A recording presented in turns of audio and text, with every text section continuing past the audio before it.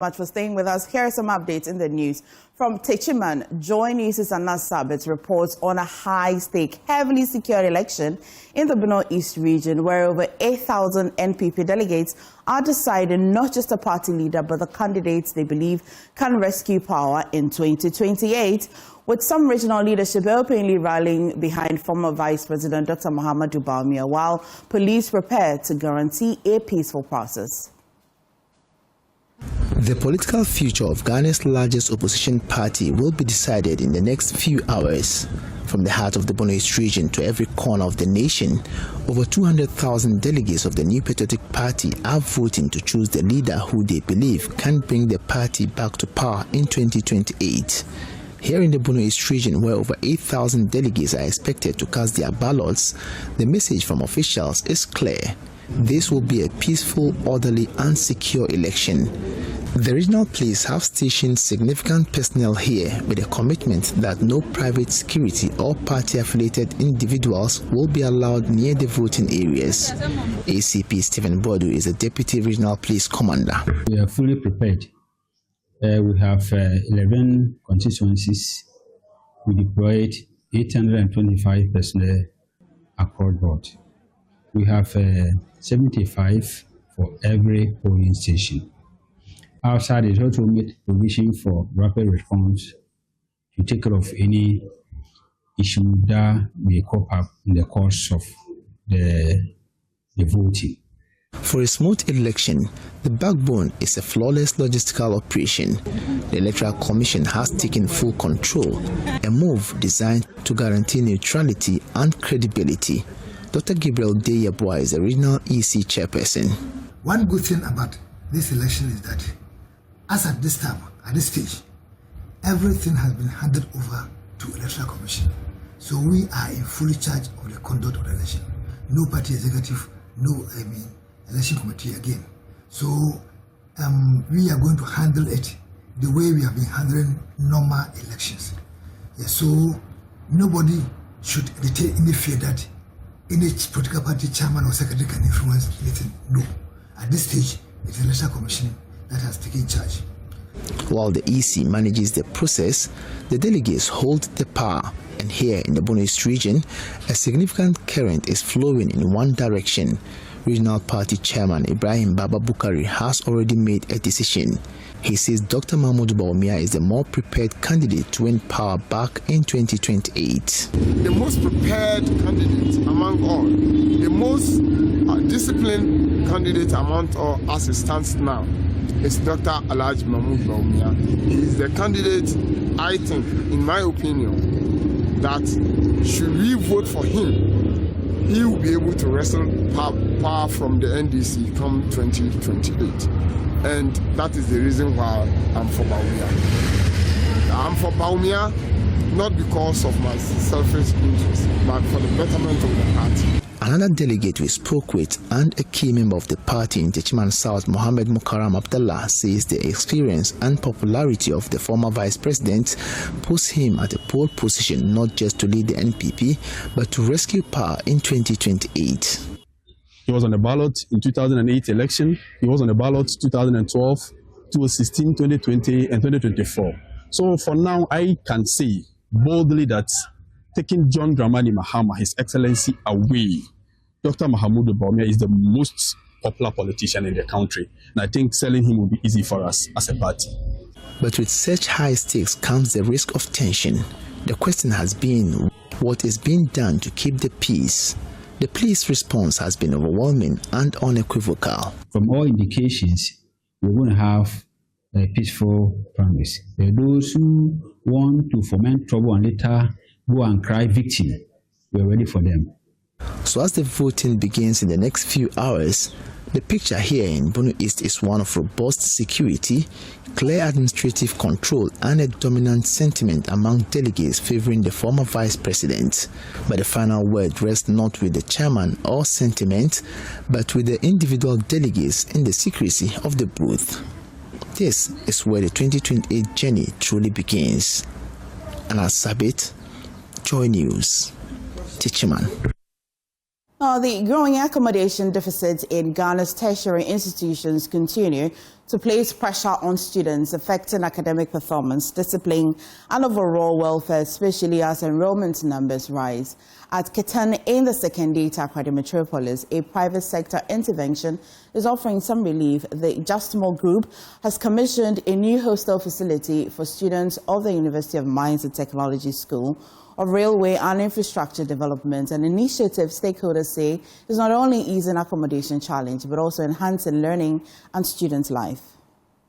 At Ketan in the Second Tertiary metropolis, concrete and steel rose, but what was truly commissioned was hope, a new hostel facility for students of the University of Mines and Technology School of Railway and Infrastructure Development, a project driven by the Just More Group. Responding to a challenge many tertiary institutions in Ghana know too well, accommodation. For Dr. Justice Amo, this project was born out of simple but powerful belief that students thrive when they live in safe, decent, and supportive environments. Many tertiary institutions face serious accommodation challenges, and the Esikado campus is not exception. These hostels are therefore our humble contribution to reducing that burden and helping to create a space that supports learning, discipline, and personal development. The Just More Hotels concept includes space for religious, recreation, and healthcare facilities. It also includes a training and counseling center for our dear students. And each block has a capacity to accommodate over 500 students. The Vice Chancellor of UMAT, Professor Richard Kwesi Amankwa, puts the agency into context. The UMAT School of Railway and Infrastructure Development began in 2001 with a student population of 241. And at that time, because we had just 241 students, the railway hostel or hall was capable of taking care of more than 95% of the students. Currently, the number is 3,300. And I'm hoping that by the time the admission season is over, we will be about 3,500. With this large number and the path that the school was working on, it became necessary for us to get some very strategic parties to support the work that is going on here. Former Railway Minister Joe Gatti used the occasion to remind both leaders and young people of a deeper lesson. Quoting scriptures, he urged the youth to write their vision clearly, because even if the dream delays, it will surely come to pass. What will you be remembered for? What will you leave behind? We are charting a course in this world that when people start judging you, you will not be there. People will remember you for the good things that you have done. So my advice to you young people is that you are all in leadership position. Have your own vision. Habakkuk chapter 2 verse 3 says, write your vision upon the table. Though it shall tarry, it shall come to pass. The building inspector at the Cape Coast Metropolitan Assembly, Ebenezer Wisdom Obeng, has issued a stern warning to residents that all buildings illegally constructed along waterways in the metropolis will be demolished. The warning follows a decongestion exercise carried out on Thursday at major market in Cape Coast as part of ongoing efforts to restore order in the city's main training center. Mr. Obeng explained that with the onset of the rainy season, protecting lives and property has become critical, stressing that unauthorized structures along waterways pose serious flooding and disaster risk. The Cape Coast Metropolitan Assembly, in collaboration with other metropolitan security agencies, carried out a decongestion exercise at the Kotokoraba and Abra markets to ensure the free flow of traffic, promote orderly trading, and enhance public safety. According to the coordinating director of the Assembly, Azuma Brima, The decongestion exercise forms part of efforts to restore decorum in the metropolis's major trading centers. We want to bring some decency into our markets. If you are passing through Kotokraba in the evening, from 12 o'clock up to about 5 to 6, if a journey that should take you about 2-3 minutes, you spend about 10 to 15 minutes to be able to go through. Abura Market is west. And it's a major route linking Cape Coast to Upper Tertiary, to Elmina and other places. So the traffic there is huge.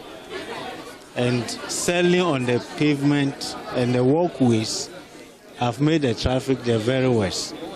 People don't want to pass through Kotokraba. But it's a major route that you cannot, Abura. It's a major route you cannot avoid.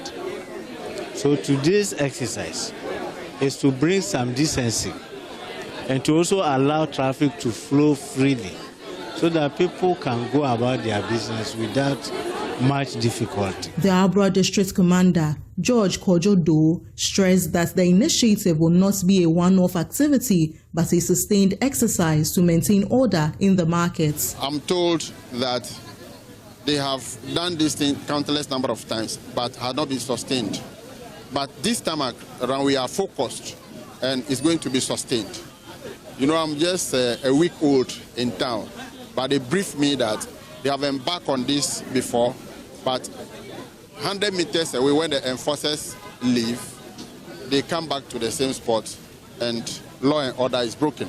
But this time around, we are going to sustain it. The building inspector at the Metropolitan Assembly, Ebenezer Wisdom Orban, disclosed that the next phase of the operation will target structures constructed along waterways. So after this exercise, we are embarking on those who are building on waterways. Anybody who doesn't have permits and the person is building right on waterway, we are coming on them. We will demolish all those buildings too. So right after this exercise, that is what we are going to do. From Cape Coast, Abigail Lissel and Nkrumah reports for Joy News.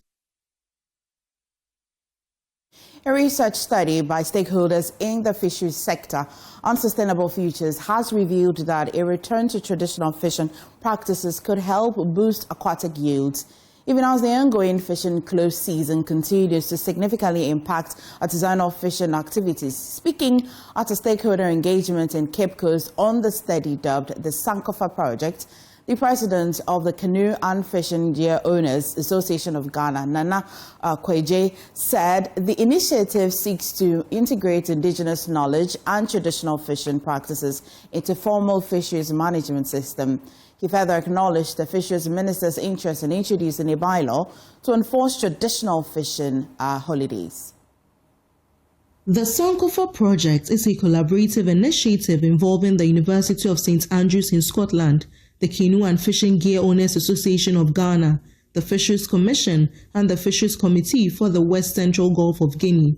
Speaking at a validation exercise on the project held in Cape Coast, a lecturer in sustainable futures at the University of St. Andrews, Dr. Ifesinachi Okafor-Yahud, said the initiative seeks to assess the impact of fisheries policies on actors within the fisheries sector. I'm just going to call it the Sankofa Project because that is what the local people in Ghana have called it, because the main impetus for it is that we wanted to understand how men and women are affected by fisheries conservation policies, in this instance, fisheries close season. We also then wanted to know whether there are lessons we can learn from how our ancestors conserved the fish stock, and when we learn that lessons, whether there are ways we can integrate those knowledge with scientific practices for a more equitable fisheries practices, because we are finding, at least from the existing research that currently is available not only in Ghana but other West African countries, that some of the conservation measures are pushing people further into poverty. And so we wanted to know, one, what is the impact of fisheries closure on men and women? And two, are there lessons that we can learn from how our ancestors conserved fish so that we can bring it back today with the view of ensuring more equitable fisheries conservation practices? The president of the Canoe and Fishing Gear Owners Association of Ghana, Nana Kweja, noted that the project also focuses on examining the gendered effects of the fishing close season on the artisanal fishing sector. You may have heard of the minister's interest in working with the local government to have a bylaw in place to enforce the traditional fishing holiday, because the preliminary findings that were shared suggested that across the communities, fishers are ready and wish that the traditional holiday is enforced to the letter for every community to observe, instead of the current situation where some communities observe and some communities do not observe. And so we are looking forward to the ministry implementing the recommendations that will come out of this. Also present, the Central Regional Director of Fisheries, Emmanuel Kwame Dovlo, assured stakeholders that fishers will be actively involved in data collection, adding that the law will be firmly enforced to address compliance challenges. We will try and see how best regularly we can obtain data from the fishers, because if they also contribute data, that is where they will support what we are doing. For compliance issues, I'm ready to enforce the law. So I'll make sure that all those who engage in illegal fishing, they are brought to book and the law takes its course. I'm ready to undertake that action. From Cape Coast, Abigail Lisol-Nkoma reports for Joy. First in business update, the Ghana Association of Savings and Loans Companies is pushing back against the Bank of Ghana's deadline for savings and loans companies to meet the new minimum capital requirements. The association agrees with the sector reforms but finds the 31st December 2026 deadline for existing companies to raise 50 million Ghana cedis and 100 million for new entrants unrealistic. Speaking to Joy Business, Chief Executive Officer of the association, Chinebua Kodia-Boachi, said they will be engaging the regulator for a transitional bond or an extension of the deadline to accommodate current players who cannot meet the requirement. When we raise the challenge that we see has to do with the 11 months duration that the central bank has given. We are of the view that that is too short a time, and by Monday the central bank will have an official position from us on the timeline, because it just came yesterday. And so our institutions, the boards and CEOs are meeting today. Some met tomorrow, some will also meet. So it's about 11 months duration that has been given, which is too short. Of course, if you have to let somebody who is operating a microfinance company raise a capital from 2 million to 50 million, I am not sure any investor will be just willing to just dish out 48 million within 11 months. Even when you are dealing with raising new capital, we know it is not 11 months period. And so it's something that we know the regulator has a listening ear, and he will listen to our concerns. And on to cocoa, as prices have come under renewed pressure as the global market grapples with declining demand and regulatory uncertainty. Even as favorable weather lifted harvest expectations across Ghana and Cote d'Ivoire. There's more in this Business Desk report. Global cocoa prices have fallen sharply at the start of 2026, raising fresh concerns over Ghana's export earnings and rural incomes. As at January 22nd, cocoa futures in both New York and London are trading at a multi-year lows, weighed down by weakening global demand for chocolate, particularly in Europe and parts of Asia. For Ghana, the world's second largest cocoa producer, the price decline comes at a sensitive time, with cocoa remaining a major source of foreign exchange and government revenue. Lower prices could narrow export receipts and complicate fiscal planning, despite ongoing effort to stabilize the economy. Industry data show a sharp slowdown in cocoa grinders in key consuming markets, signaling softer demand even as favorable weather conditions in West Africa point to improved harvest prospects this season. While stronger output may support supply, analysts warn that prolonged demand weaknesses and rising inventories could continue to cap prices, exposing farmers to income pressures and increasing volatility in Ghana's cocoa sector through 2026.